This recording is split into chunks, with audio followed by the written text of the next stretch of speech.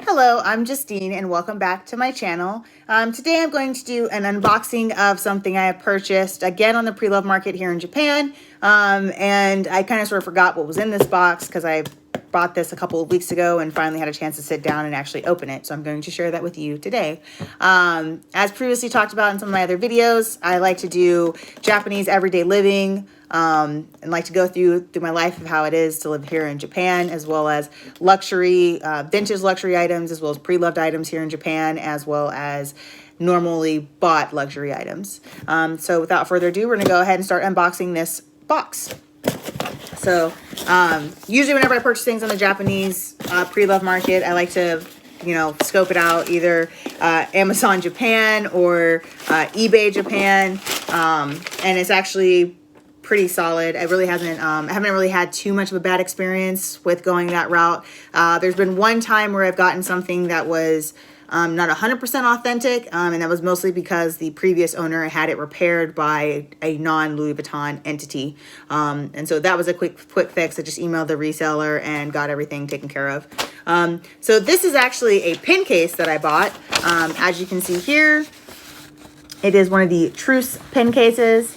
It cost me about $149. So looking online, I have been really interested in getting pin cases. It's just a nice addition to my collection, something that I can have that's not quite super subtle luxury, but it's something that I can have that I can take with me everywhere and put it in my bag and have just that one little splash of luxury whenever I want to have it, especially due to like the nature of my job and the people that I work with.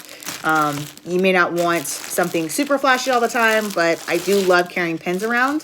And sounds like there's something in it, which we're interested to see what's inside of it.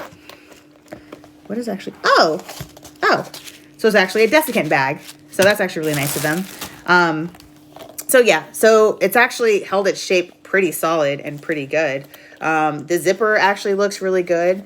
The only thing is it's a little bit tarnished and a little bit worn, but that's a pretty nice flowing zipper, if I do say so myself.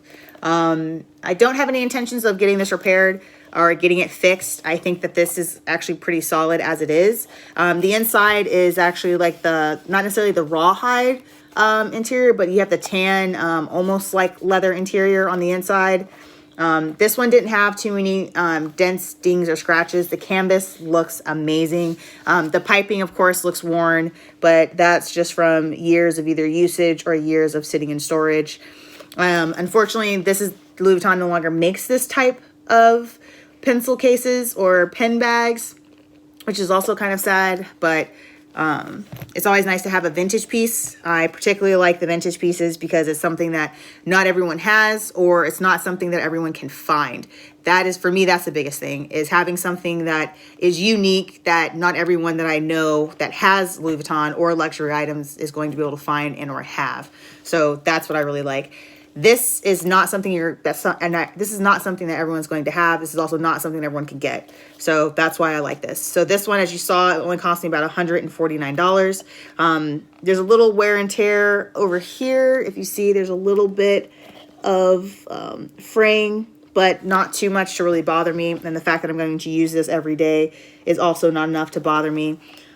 Just looking on the inside, everything really looks pristine. It looks pretty good. It looks like a friend of mine had it and then just lent it to me.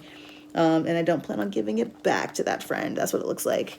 But this, I would say, is a great find. I'm really excited to start using this in my everyday life. I might actually do a video on using it in my everyday life and some of the reactions I get from using it. But I'm really stoked. So as always, thank you for joining me on my channel. Thank you for joining me with all these ridiculous unboxings. Getting a little bit behind schedule on the unboxings, but it's been very, very hectic and very, very busy, especially here in Japan with the coronavirus, especially here in Japan with the nature of my work.